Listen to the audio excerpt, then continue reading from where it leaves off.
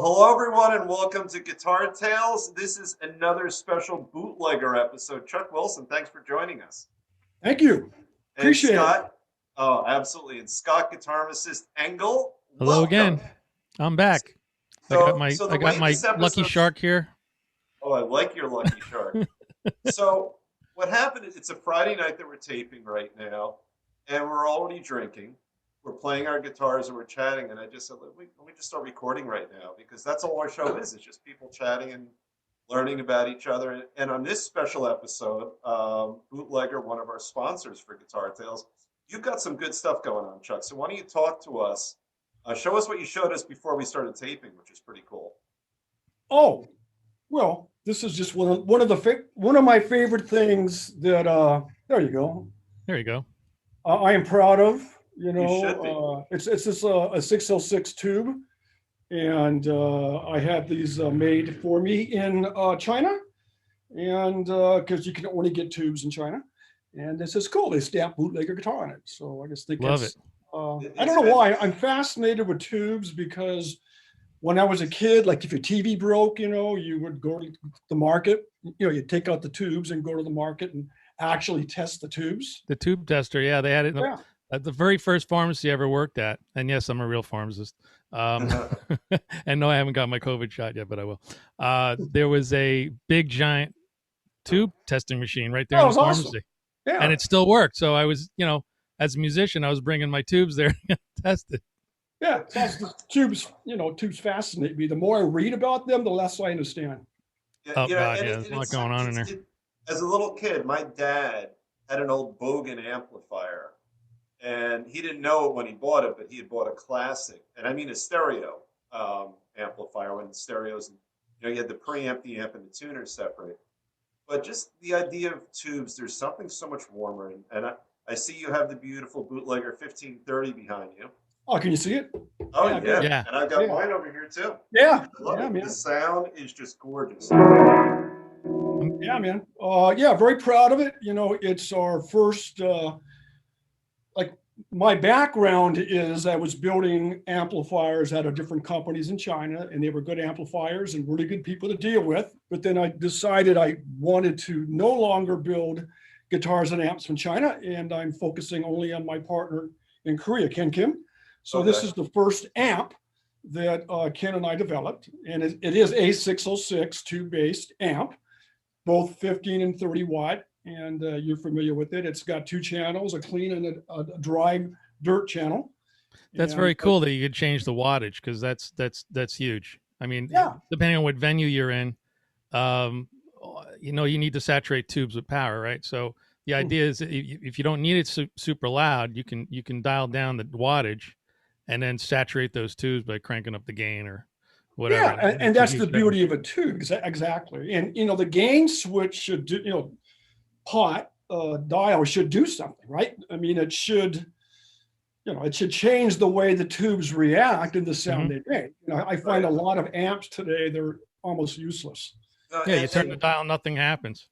Yeah, like a gain is like on this amp. Yeah, you can decrease the volume, increase the gain, and get really dirty. And then you can, of course, increase the volume all you want and keep increasing the gain and get some real natural tube distortion.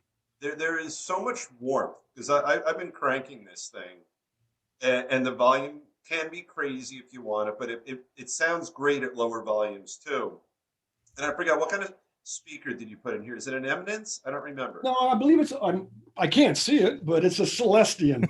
That's right. Nice. Yeah, it's the Hot 100, I believe it's called. It's a good in the middle priced ranged Celestian speaker. Absolutely. That seems to hold this amp fine. It's 100-watt ceiling. Right. I don't go cheap and I don't go extravagant because for me, a lot of these $300 or $500 speakers, I really can't hear the difference anyway. No, and I, as soon as it came in the mail, when it got, besides me being that excited, I immediately turned it around, and two things made me happy. One, it's got a big fat magnet on it. Yep. And to me, like, that's the sign of a good speaker. I'm not a fan of the tiny little magnets because they say they could do with a little magnet. I don't believe that. And I love that it's got the old school reverb tank in the back. Yeah. The Nice. coils. No, this Does it really? isn't bullshit No digital stuff. synthetic That's awesome. reverb. This is real signal going through a bunch of springs reverb, and I So love it. and Chuck will probably back me up on this, but the more you play it, the better it's going to get. Like the tubes are going to wear in a little bit, the speakers are going to wear in a little bit. There is sort of a break-in period on tube amps. I always felt. Well, I didn't know Without that. question. No Oh question yeah. about it. Right? Oh no, like the one I have in the warehouse that I do my QC videos with. When I first turned that on, I mean, I was happy with it, but it was a little more harsh, and now it's mellowing right out. Exactly. Yeah, something to do with the tubes warming in, and then the speaker breaking in. It does make a difference. And QC is quality control, kids, just in case you want to know. Ah, well, in Jersey, it's something different, right? Fun fact. It's in Jersey. It's cute chicks. I played Ah, Boom. I live at the beach, so well we're done. talking about By the chicks. way, Scott, I noticed when we started this segment, you were kind of doing one of these. With your No, guitar to it's make all your bicep look bigger. It's all fake. You were kind of resting it on the edge of Camera your guitar. tricks. Yeah, I'm covered. I'm trying to, my massiveness is covered. Trying to put. It is. Well, you have hair. It's barely So containing you. we don't have any hair. At least you got hair. No, Chuck has hair to spare. And I guess it's motorcycle riding weather in California. It's still chilly over here in New Jersey. My bike's still under a cover. Yeah, no, it is. I've been riding a lot. It's great sunny weather. For any of the folks that don't know, and if you go to the website, you can see actual video of it. He's got a beautiful bike. It says Bootlegger right on the tank. It's gorgeous. Super jealous. Really cool. Buddy of mine built that. Took a few years. He's really a trippy dude here in the beach area. Yeah. And we would, I bought 2 Crash Sportsters, pieced them out, went to swap meets, pieced it out, and really did an old school bobber. It's fantastic. And people don't have any idea what to make of it because, I mean, it's a great bike. It's a hardtail Sportster, but people look at it and they're like, what the hell's that? So I love it, because it looks cool and it sounds cool. And what better advertising than ride around on your bike? That's right. It's better than a minivan with like way better than doing Facebook ads, right, Chuck? Yeah, but the problem is people pull me over and say, where can I buy the bike? Is it Bootlegger Guitar that makes them like, no. Yeah, gotcha. Actually, my buddy won't make that bike again, so no one can buy it. So I'm beautiful. It's kind of cool. A couple of things. You had a good segue, Mr. Scott. So Facebook, there's now a Facebook page you guys have put together. Now, Scott, you're an endorsing artist for Bootlegger now, right? I am. Yeah. Yes, he is. And it shows why Scott is and I'm not, besides my lack of playability. Scott knows to show the headstock in the video on my guitar. That's what I'm doing. Mine's completely hidden. By design. I do that. Gorgeous Bootlegger. Yeah, man. So we set up a page in order to hook a group to it, which, without getting super complicated, we just wanted a page for the Bootlegger fans, and hopefully there'll be many more to come. So if you search for that, you'll see a page for Bootlegger fans and artists, and also a group. And the difference is, in the page, we'll be posting things about Bootlegger, different artists and things that we come across and we can post. But the group is really for the people. Anybody can post on there, and we'll have a look at it and give it the okay, and it goes right up on the website. So look for the Bootlegger fans group on Facebook and join that, and we'll certainly get you checked off and on board there, so you can post some cool stuff about your guitars, your Bootlegger. Scott, do us a favor if you can. So you've got the brand new Bootlegger Royale. Yes. We did a little promo, but show us a little bit about that guitar and maybe just give us a little sense of the sound of that guitar. Well, this thing is super tricked out. First of all, I love the natural wood binding. Super flamed out. Chuck, maple top, right? Yes. Yeah. Correct. And the rosewood fretboard, not jumbo frets, but it doesn't slow you down at all. And I love the diamond inlays. They're really gorgeous. And what they've done, normally when you see a guitar like this, you'll see like a one-sided pointy headstock or something like that. So they went with the traditional 3-3, which I think gives it a little bit of a nostalgic look, but definitely has a modern playability, and has a floating trem, locking tremolo, and also my favorite part. Oh, look at that. Tap switch. So that taps the humbucker, makes it a single. This is a stacked humbucker, which pretty much stays the same, and then the top one also gets tapped. So there's I mean, tons of combinations, especially if you mess around with the tone control, draw the tone down, pull the volume back. So you got a 5-blade switch here. And so basically you have all kinds of options, from super dirty to metal, to blues, to jazz. And everybody loves it. I mean, when I play out with this thing, first of all, it's super unique, right? I mean, it's what looks like this, nothing. So, but it's the sound. They go, what kind of guitar is that? It sounds amazing. One guy after show told me it shits on Les Paul that the other guitar player in my band was playing, which cost about $3,000. And I was like, wow, that's a huge endorsement. Yeah, because Jim is a pure Gibson guy, right?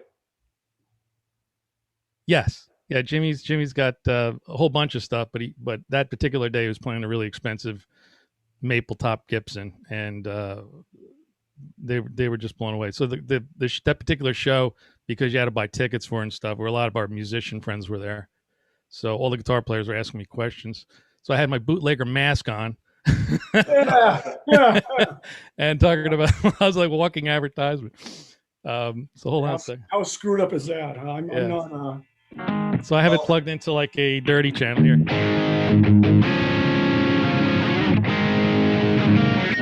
So like it picks up any little harmonic and always stays in tune. I mean, you can like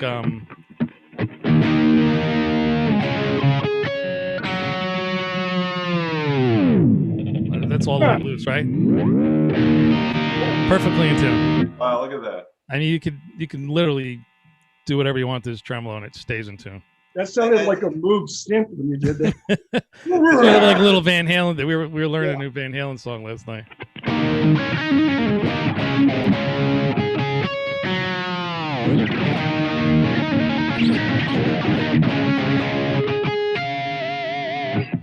Well, that was the idea of the guitar. I mean, that was the concept of it. Right, to make it like a super shredder kind of thing. But it's so much more. But that was largely from Steve Stein and Reno Paulson, the late Reno, my buddy. Steve with Guitar Zoom is he's a fast metal, proficient guitar player. I mean, he's phenomenal, and that's what he does. And so we gave him free reign, to work with us to come up with the guitar, and there it is. And I don't think I could have done that. I don't think that's really, being an old blues guy, it's a little out of my range. But you can get blues tones out of this. No problem. I'm playing Stevie Ray Vaughan and all kinds of stuff like that. It's not limited at all. I mean, it is built for speed, and you can get those tones out of it, but it's certainly not limited to metal or hard rock. But, young guys like to play those guitars. Guys like me were no longer built for speed, so, the young guys like being built for speed. I like it because my technique is a little blues and a little rock sort of mixed in. But the aesthetic of that guitar, because I'm an old school kind of guy, and it doesn't have that sort of cheesy look about it. It's some kind of a cross between an old school guitar, because look, around I'm pointing to my computer here, but just the woodwork on it is real subtle, it's beautiful. And it's got an elegance about it. Yeah, well, it's still got to be a bootlegger. I mean, that was the whole point. Right. I mean, that was my point was, I don't want another, whacked out metal looking shredder guitar. I mean, it has to be a classy instrument. It's just designed, to be played as you're playing it. It's, but no, I don't consider it limited at all. I consider it to be. I gotta ask you, what this guitar right here is what started everything, because I bought this thing used, and I was on Facebook Marketplace, and some guy told me, I told you this story, I don't think I told you on the show that we did together a while ago. Some guy was in trouble with his wife because he had too many guitars and she was making him sell some. So he got rid of a bootlegger? What's wrong with that man? I was going to say. He's also still married, so he's got to be. What the hell is wrong with that guy? So it's better. No, I'm kidding. Sort of. No. Didn't you meet him on a street corner or something? This is gorgeous, and I fell in love with the guitar. I looked you up, and I thought I want to talk to the owner of this company. And that's how we became friends. Yeah.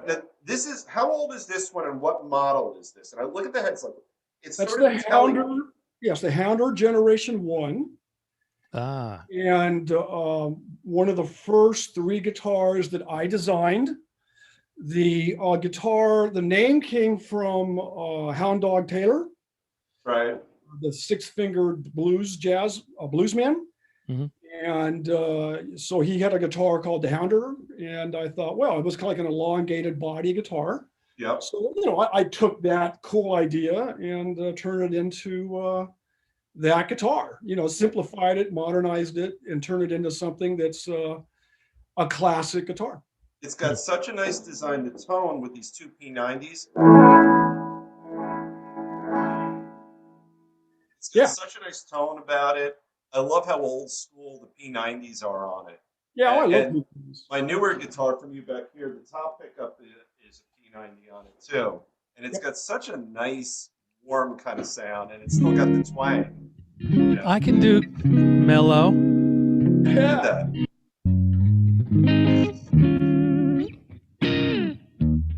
That was a little Stevie Ray sounding right there. Oh, yeah. Well, the reason for the 3x3 headstock, that was me. And I looked at, we looked at all the, contemporary-ish guitars. Yeah. And they're,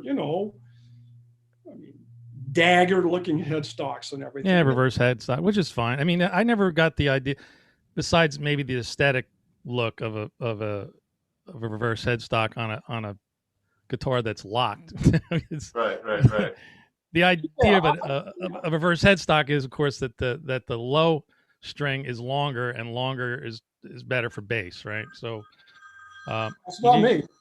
Not me. One ringy dingy.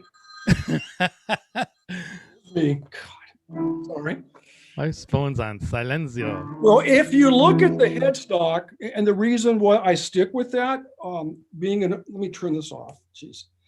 Being the old race car driver that I am, I like strings that are as straight off the nut to the tuner as possible. Right. The more angles that you have, it's a place of failure. Absolutely. Right. Gas lines or oil lines or anything, you don't want kinks. And if you look at a lot of the modern guitars like Gibson, they're 3x3 headstock. There's a lot of angles with the tuners off the nut, the strings, I should say. So we purposely designed that head to be as straight for the strings as possible. Absolutely. It puts a lot of pressure when you're coming out of here, and then you sort of angle it, Yeah, it's a weak spot, Right. Yeah. And that makes perfect sense. Yeah, so I just, I didn't want to go to something that wouldn't be as functional on that guitar as my 3x3 headstock. So we decided to use it, but then not put binding and everything on it to give it a little bit more of a contemporary look. Because if you start putting binding on it, then it brings up that kind of, Les Paul 1950 era headstock. So we purposely painted it to match and made it look. Yeah, it's a very, very comfortable neck. I don't know if you could see how thin it is. Yeah, same thing super here. Comfortable. And I got these little tiny hands, so I'll never this fight Joe Lewis. It's got a nice skinny neck on it too. But what's interesting, the back of the neck, I don't know if you could see it, it's almost matte. It's not this super highly polished neck, and it's got such a nice feel about it. Yeah, that's intentional. I figured, yeah. And the inlay for the border is gorgeous. Look at that finish. If you can look at yourself, it's a reflection of yourself. And that's definitely a classic vibe guitar. Something that's something that maybe you could have seen in the 60s being built in some mom and pop shop. That's what I wanted to bring back. It worked, man. Now, I know from some of our communications as we were getting ready for the show, you have a brand new design. You want to talk about that tonight? Yes. Well, we have, we're working with currently a lot of our designs, but our one brand new design, like not a change from a previous model, is the Abstinence. And if you're familiar with the term or the word absinthe, it's known as the Green Fairy. It's a French liqueur that I first got introduced to in a wild week at Mardi Gras in New Orleans. Nice. And I indeed met the Green Fairy amongst everything else about 25 years ago. I hope that backstory is going to be in the description of the guitar. Yeah, yeah, it will be when it comes out, because that was quite the experience. That's cool. During that time, there were a lot of crazy things you could do, but one of the big things was you go to the better bars and get a shot of absinthe. After 3 or 4 of those, you're done. So it's considered to be hallucinogenic. I don't know today if they're making, because it's liquor, or it's a hard liquor with herbs, and apparently the mixture is supposed to be, they say, hallucinogenic. I just think it's a real powerful proof, right? So anyway, that's why, since Bootlegger Guitar, was Bootlegger Guitar, I had to come up with something new. And I recalled absinthe, and that was it. So the absinthe is a very progressive headless guitar. We're going to use the same type hardware as on our Spade, which is very successful, our headless guitar, our compact guitar. But this has more of a 3/4 body, very progressive, futuristic looking. And then we put a little small head where it's headless, with the idea you could easily clip on a tuner for the guys that like to clip on a tuner. That's smart. Yeah, but it does look, it fits. And I'm very proud of it. It's something, what we do is, well, actually I'm doing 3 videos. I've got 2, I got one done, one will be out this week, and then the third about who and what is Bootlegger Guitar and how I design guitars. So just to great idea. Tease about it, like the absinthe was designed by my just making lame drawings. I just would make drawings over and over and over of what I conceived as a cool body for a headless guitar. And over a few months, sending it back to my builders and, talking back and forth, we came up with an idea that we then sent to a guitar designer that we know in Japan, who then took the ideas and turned it into a guitar. Wow. Yeah, and then at that point, engineering takes over and they do everything to make it a musical instrument. So yeah, I'm really pleased with this, because it's the first time I've tried to really be a part of a team to build something that's so, I guess I like the word progressive. Yeah, totally sounds unique. That's pretty cool. It's going to be cool. And so the body's going to be bigger than the Spade, or along the same lines? Oh no, it's going to be bigger than the Spade. It's bigger, going. Yeah. This one, not like the Spade, became popular as kind of a compact travel electric guitar, even though that's not what it is, but guys loved it for it. Right. This is more of a traditional body-sized guitar. So this should not be considered a travel guitar. Okay, that's what I'm trying. That's what I'm getting at. Of a full-size bodied, headless. I could see it like in jazz bands and reggae bands, and I could see it everywhere, because it's just a really unique. It's not going to be a Beatles copy band, but but modern. A lot of guys are looking for unique products and unique guitars, and that's what I love about Bootlegger. I mean, you got a sizable collection of bootleggers on your wall there, obviously, but each one of them is completely unique. Than the other, and that's what's like. They're not cookie cutter. No, they're not. And none of it is. And I tell you, it'd be a lot easier to make money just copying something. Yeah, well, there's plenty of copies out there. Yeah, exactly. When you try to introduce new designs, even though they might be a recreation of a previous design, guitar players, they're predominantly guys, and I think for the most part, you could say that the average buyer of a guitar is most likely not a professional, which is fine. That's great. A tremendous amount of buyers that are hobbyist guys. And a lot of the hobbyist guys, in all my experiences hosting blues jams and stuff, they have a hard time getting out of their comfort zone. If they show up without a Fender or a Gibson, they feel inadequate. Right. So when you start interjecting something new it takes time for people or these guys to get, to say it rudely, to get their balls up where they feel comfortable enough, to play something other than a Fender, Gibson, Gretsch, PRS, or whatever. So I'm a patient guy. And, my philosophy is we're getting better every year. We're selling more guitars every year. So I know I'm doing something right. We had talked about this yesterday. I'm sorry, David, that the new page we put up for the fans and artists, which we thought would just be, it's owners and artists. The page is called Owners and Artists. And we thought, maybe we get like a 15, 16, maybe 20 the first day, 200 people first day. And he goes, they can't all be guitar players. Like, yeah, but everybody knows a guitar player, right? Yeah. They're all potential guitar players. Maybe they're just starting out. Maybe they have a cousin or a brother or a husband or a son or a daughter that play guitar. And the thing about Bootlegger also is not only is a quality guitar made with quality parts, it's extremely price efficient. I tell people how much it costs. They're automatically skeptical that it's a piece of crap. I get that. Which is unfortunate, because it's anything but. I mean, it's a super well made, quality, great sounding guitar, and comes with a hard case. And the case, and it comes with a phenomenally flask, nice. It's a deluxe case. It's not a crappy case. No, it's a gorgeous case.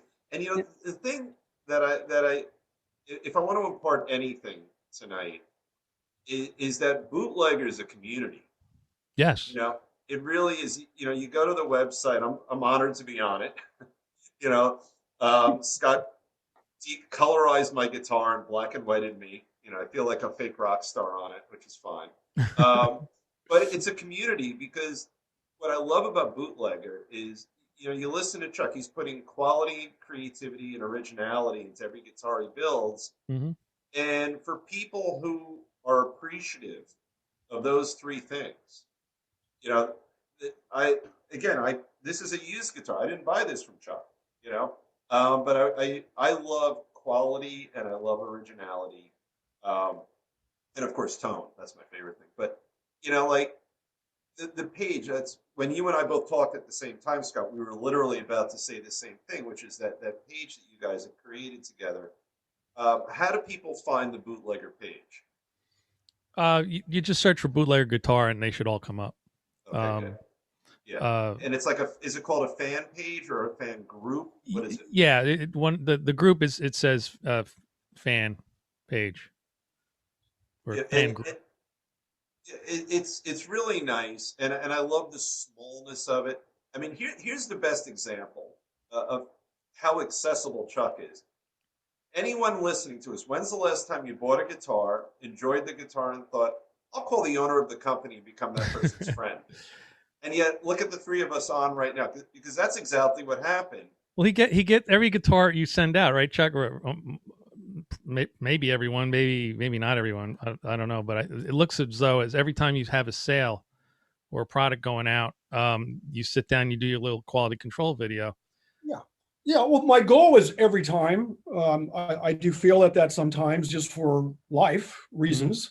Life gets in the way. I got to get a guitar out, but I mean, I QC every guitar, and I do my best to try to do a little video and send it out. So that is my goal. And I mean, I'm not good at trying to figure out why. I've had people say the same thing to me, that my guitars cannot be high quality because they're not expensive enough.